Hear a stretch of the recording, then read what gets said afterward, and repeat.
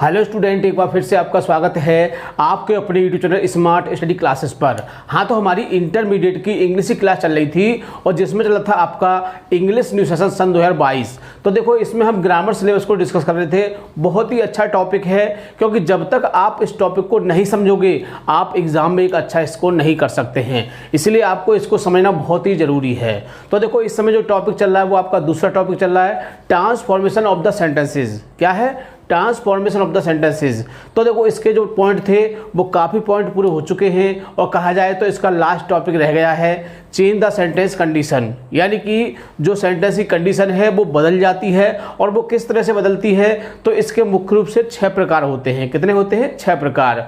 और जिसमें हम आपके 4 प्रकार कंप्लीट करा चुके हैं, और आज हम जो आपका तीसरा और चौथा जो टॉपिक था उसकी एक्सरसाइज को डिस्कस करेंगे। क्योंकि हमने आपको पहले बताया था कि जब आपके 2 टॉपिक कंप्लीट हो जाएंगे तो उसकी हम एक एक्स्ट्रा कराया करेंगे, ताकि टॉपिक आपकी समझ में अच्छी तरह से आ जाया करे। तो आज की वीडियो में इसकी एक्सरसाइज को डिस्कस किया जाएगा, ताकि टॉपिक जो है वो अच्छी तरह से क्लियर हो सके और आपकी समझ में आ सके। ठीक है, तो जो विद्यार्थी चैनल पर नए हैं वो चैनल को सब्सक्राइब कर लें, बेल आइकन प्रेस कर लें, ताकि आगे आने वाली वीडियो का नोटिफिकेशन आपको आसानी से प्राप्त हो सके। ठीक है, तो ज़्यादा समय ना वेस्ट करते हुए चलते हैं अपने टॉपिक की ओर।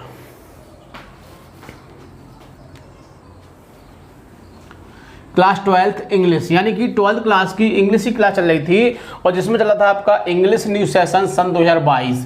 तो देखो, इसमें हम ग्रामर सिलेबस को डिस्कस कर रहे थे और हम आपको बता चुके हैं कि ग्रामर सिलेबस बहुत ही अच्छा सिलेबस है, बहुत ही अच्छा टॉपिक है।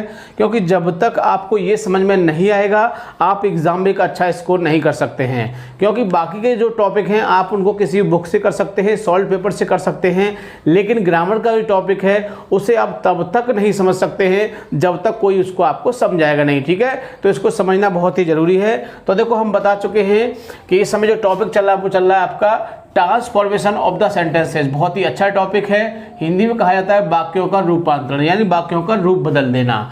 तो देखो, आज की वीडियो में हम क्या करेंगे, इसकी एक्सरसाइज को डिस्कस करेंगे, और जिसकी एक्सरसाइज को डिस्कस करेंगे उसका टॉपिक क्या है, असर्टिव टू इंट्रोगेटिव और इंट्रोगेटिव टू असर्टिव। यानी कहा जाए तो 7 जो वाक्य हैं आपके इसमें आपका होगा आपका असर्टिव से इंट्रोगेटिव में। किस में होगा? इंटरोगेटिव में बदलना है इनको, और बाकी का जो 8 से लेके वो हैं उनको आपको असर्टिव में करना है। तो समझ गए होंगे कि किस तरह से इनको हमको बदलना है। टोटल वाक्य हमने इसमें 14 दिए हुए हैं, तो बहुत ही आसानी से इनको अच्छी तरह समझना है, ताकि आपकी समझ में आ जाए और एग्जाम में यदि इस प्रकार का वाक्य आपको दिखाई दे तो आप उसे आसानी से बना सके। ठीक है, तो देखो शुरू करते हैं। सबसे पहला वाक्य देख लेते हैं इसमें।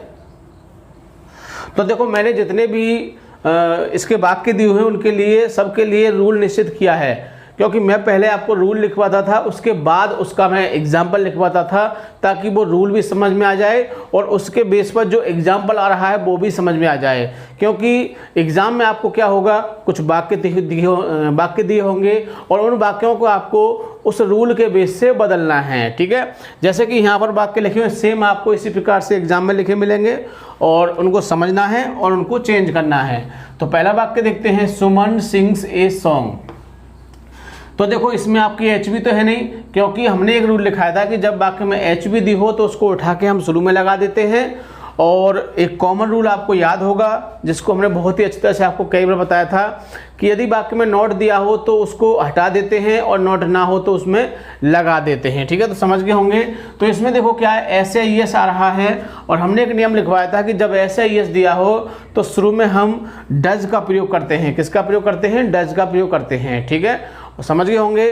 और अंत में क्वेश्चन मार्क लगाते हैं। तो बनाते हैं इसको पहला वाक्य। तो शुरू में क्या होगा, हम शुरू में इसकी डज को लगा देंगे, जो इसकी HB होती है, डज सुमन। और देखो, इसमें नॉट नहीं है तो हम क्या करेंगे, इसमें नॉट भी लगा सकते हैं। तो डज सुमन नॉट, और आगे आ जाएगा आपका सिंग ए सॉन्ग। और सबसे मुख्य चीज़ क्या है, क्वेश्चन मार्क। तो इसको तो आपको बहुत ही अच्छी तरह से याद रखना है, क्योंकि यदि आपने इस चीज़ को फॉलो नहीं किया, आपने क्वेश्चन मार्क को नहीं लगाया, तो हो सकता है कि वो सेंटेंस को काट दे, और काटने का नहीं तो मार्क्स तो कम कर ही सकता है। ठीक है, तो दूसरा वाक्य देखते हैं इसका। Boys have been reading the book since morning. तो देखो हमको इसमें क्या दिखाई दे रहा है, इसमें एच हमारी है बीन, ये एच है हमारी। और हमने आपको बताया था कि जब वाक्य में एक से अधिक शब्दों की एच दी हो तो लेकिन हम उसमें केवल पहले शब्द को ही एच मानते हैं। तो देखो हैव बीन एच है, लेकिन हम हैव को ही केवल इसमें एच मानेंगे। तो बनाते हैं, तो हैव हमारा कहाँ जाएगा, शुरू में आ जाएगा। हैव बॉयज़, नॉट लगा देंगे इसमें। अगर किसी कारणवश आप नॉट लगाना भूल जाते हैं तो कोई दिक्कत वाली बात नहीं है, क्योंकि नॉट से वाक्य पर ज़्यादा प्रभाव नहीं पड़ता है और एग्जामिनर भी इस पर ज़्यादा फोकस नहीं करता है, ठीक है। वैसे आपको याद रखना है, क्योंकि एक बात है, कहते हैं ना कि गुड और वेरी गुड, है ना। तो गुड माने अच्छा और वेरी गुड माने बहुत अच्छा, तो बस इतना ही इसमें फ़र्क है, ध्यान से समझना है। तो हैव बॉयज़ नॉट बीन, आगे जो सेम मान लीजिए, reading the book since morning, और क्वेश्चन मार्क बहुत ही जरूरी है। आगे देखिए तीसरा वाक्य क्या है, Sita should love her parents. तो देखो इसमें हमको मॉडल वर्ब दिखाई दे रही है शुड, और हमने क्या बताया था कि जब मॉडल वर्ब का वाक्य दिया हो तो मॉडल वर्ब को शुरू में लगा देते हैं। तो शुड आपका शुरू में आ जाएगा, शुड के बाद सीता, नॉट इसमें है नहीं तो नॉट लगा दीजिए, लव हर पेरेंट्स, और क्वेश्चन मार्क बहुत ही जरूरी है। आगे देखिए चौथा वाक्य देख लेते हैं, everybody likes to be free. तो देखो हमको क्या दिखाई दे रहा है, एवरीबॉडी, और हमने एक रूल लिखाया था, आपको याद होगा कि everybody, none, no one, nobody, ये शब्द आते हैं तो इन्हें हम हु में बदल देते हैं। किस में बदलते हैं इनको, हु में। तो आपको बात याद होगी, और याद है तो आप उसको बहुत ही आसानी से कर सकते हैं। तो किस में बदल देंगे इसको, हम हु में बदल देंगे। एक और बात देखो, अब इसमें क्या है, एवरीबॉडी, है ना। तो एवरीबॉडी और एवरीवन दो वर्ड ऐसे हैं, एवरीबॉडी और एवरीवन दो वर्ड ऐसे हैं कि इनके साथ हम नॉट का प्रयोग करते हैं। किसका प्रयोग करते हैं, नॉट का। तो देखो लाइक्स आ रहा है, तो इसमें हम क्या लगा देंगे, डज नॉट लगा देंगे, लाइक टू बी फ्री, और क्वेश्चन मार्क बहुत ही जरूरी है। आगे पांचवा वाक्य देखते हैं, none can see the wind, none can see the wind. तो देखो हमको नन दिखाई दे रहा है, और नन के साथ हम नॉट का प्रयोग नहीं करते हैं, लेकिन इसको किस में बदल देंगे, हु में ही बदल देंगे। तो इसके बाद हो जाएगा who can see the wind. Question mark बहुत ही ज़रूरी है, बार बार कहते हैं, क्योंकि हम बार बार इसीलिए कहते हैं क्योंकि ये बात आपके माइंड में बैठ जाए। और यदि आप भूल भी जाओगे, मैं कहता हूँ भूल भी जाओगे, और जब आपके सामने सेंटेंस आ जाएगा तो आपको याद आ जाएगा। क्यों कि कुछ बातें जब ज़्यादा देर तक बताई जाती हैं तो मेरा ऐसा मानना है कि जब वो चीज़ उसके कैटेगरी के आउट में आती है, एरिया में आती है, तो वो आसानी से याद आ जाती हैं, ठीक है। इसके बाद देखिए छठा वाक्य क्या कहता है, their glory can never fade.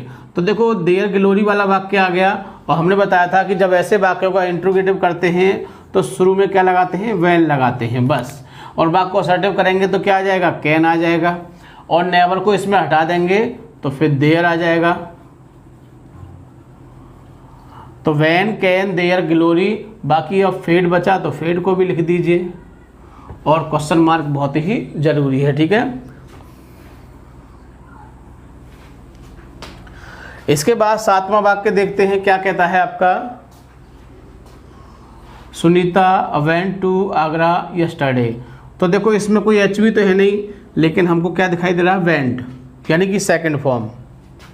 और जब सेकंड फॉर्म दी हो तो क्या करते हैं, शुरू में डिड लगाते हैं, नॉट लगाएंगे, और जो आपकी वेंट है ये फर्स्ट फॉर्म बदल जाएगी तो गो हो जाएगी इसकी, गो टू आगरा यस्टरडे, और क्वेश्चन मार्क बहुत ही जरूरी है, ठीक है। तो देखो इस तरह से मैंने आपको 7 वाक्य बताए, बड़े ध्यान से आपने इनको समझा होगा। तो ये थे हमारे किस में बदलना, इंट्रोगेटिव में। अब 8 से क्या होगा, इनको असर्टिव करना है। तो देखो कुछ भी नहीं याद हो आपको तो इतना तो याद रखना है कि यदि हम असर्टिव के रूलों को उल्टा कर दें, असर्टिव के रूलों को उल्टा कर दें, तो जैसे कि असर्टिव से इंट्रोगेटिव होता है और उन रूलों को उल्टा कर दिया तो क्या हो जाता है, वो हमारा इंट्रोगेटिव टू असर्टिव हो जाता है। ठीक है, तो इस बात को बहुत ही अच्छी तरह से आपको याद रखना है, कुछ भी नहीं ये बातें याद रखना।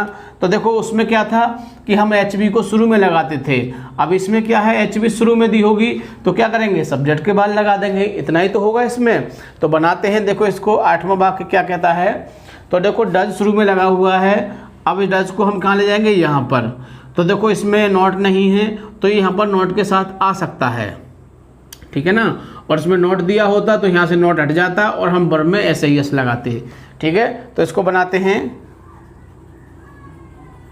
Rahul does not go to school, और अंत में क्या लगाएंगे इसमें, फुल स्टॉप, क्योंकि इसमें आपका क्वेश्चन मार्क दिया होगा तो असर्टिव में क्या होता है, फुल स्टॉप आता है। ये तो आपको जानकारी होगी, ठीक है, इसको तो आप काफ़ी समय से पढ़ रहे हैं। 9वां वाक्य क्या कहता है, can Mohan write a letter. देखो शुरू में कैन दिया है तो हम क्या करेंगे, सब्जेक्ट के बाद इस कैन को पहुंचा देंगे। तो हमारा सब्जेक्ट है इसमें मोहन, मोहन कैन, और इसमें क्या लगा देंगे, नॉट। और मैंने आपको बताया था किसी कारणवश यदि आप भूल भी जाते हो नॉट लगाना तो कोई ज़्यादा परेशानी वाली बात नहीं है, वैसे आपको याद आ जाएगा। तो Mohan can not write a letter, और अंत में फुल स्टॉप लगाएंगे।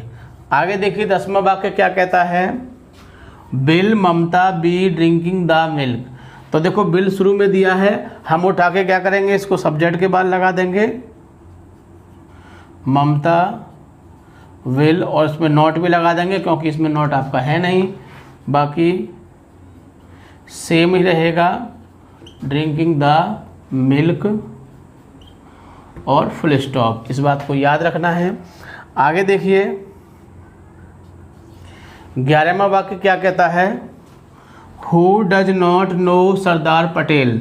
तो देखो शुरू में हु दिया है, तो हमने बताया था कि हु को हम बदलने के लिए बहुत सारे वर्ड होते हैं। जैसे मैं एक बार बता देता हूँ आपको कि जब हु दिया हो तो उसे हम एवरीवन भी कर सकते हैं, एवरीबॉडी भी कर सकते हैं, नोबडी भी कर सकते हैं, नन भी कर सकते हैं, नो वन भी कर सकते हैं।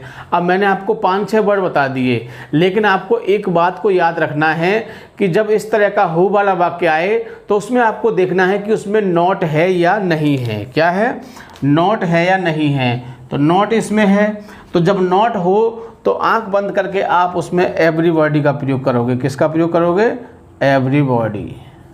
एवरीवन का भी कर सकते हैं, ठीक है, एवरीबॉडी। अब ये यहाँ से डज नॉट पूरा ही हट जाएगा और इसमें एस या एस आ जाएगी आपकी। तो एवरीबॉडी नोज सरदार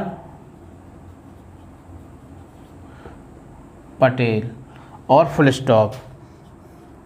आगे देखिए 12वां वाक्य क्या कहता है, Y waste money.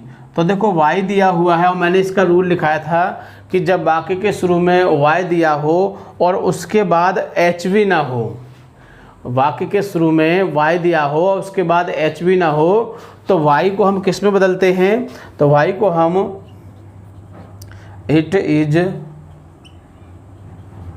Extremely fullest to, तो it is extremely fullest to में बदलते हैं। बाकी इसी में से ले लेंगे वेस्ट मनी, और अंत में क्या आ जाएगा आपका, फुल स्टॉप। आगे देखिए 13वां वाक्य क्या कहता है, वाट दो, और वाट के बाद एच बी इसमें नहीं है, यानी इसमें भी एच बी नहीं थी आपकी और इसमें भी एच बी नहीं है। तो जब एच बी ना हो तो वाट को किस में बदलते हैं, वाट को बदलते हैं it does not matter much. तो इसमें बदल देंगे, इसमें it does not matter much में बदल देंगे इसको, और बाकी जो उसके आगे उसको लिख देंगे इसमें दो वी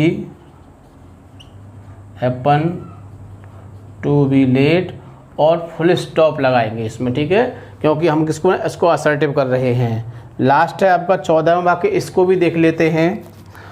तो देखो इसी तरह से आप बहुत ही आसानी से प्रत्येक वाक्य को बदल सकते हैं, बिल्कुल भी दिक्कत नहीं होगी। सिर्फ आपको इसके रूल याद रखने हैं और रूल याद हम आपको करा चुके हैं, लिखा भी चुके हैं। तो बढ़िया तरह से वीडियो को 2-3 बार देख लोगे, मैं गारंटी देता हूं कि आपका ये क्वेश्चन कभी भी गलत नहीं होगा। ठीक है, तो लास्ट का वाक्य को देख लेते हैं, क्या है? Do boys play the match daily. तो देखो इसमें डू शुरू में दिया है, हम कहाँ पहुँचा देंगे इसको? सब्जेक्ट के बाद पहुँचा देंगे इसको। तो ये हो जाएगा आपका बॉयज डू नॉट, नॉट इसमें है नहीं इसलिए नॉट लगा देंगे, प्ले द मैच, और अंत में क्या लगाएंगे? Full stop. ठीक है, तो देखो इस तरह से मैंने आपको टोटल 14 के 14 वाक्य बनवाए हैं और इनको मैंने विद रूल के साथ समझाया है ताकि आप इन्हें समझ सकें अच्छी तरह से और एग्जाम में इसको कर सकें। ठीक है, तो वीडियो को पूरा देखना है, एक बार में ना समझ में आए 2 बार देखना, 3 बार देखना, ऐसा कोई बाउंडेशन नहीं है। ठीक है, बट आपके समझ में आना चाहिए। ठीक है, थैंक यू, जय हिंद, जय भारत।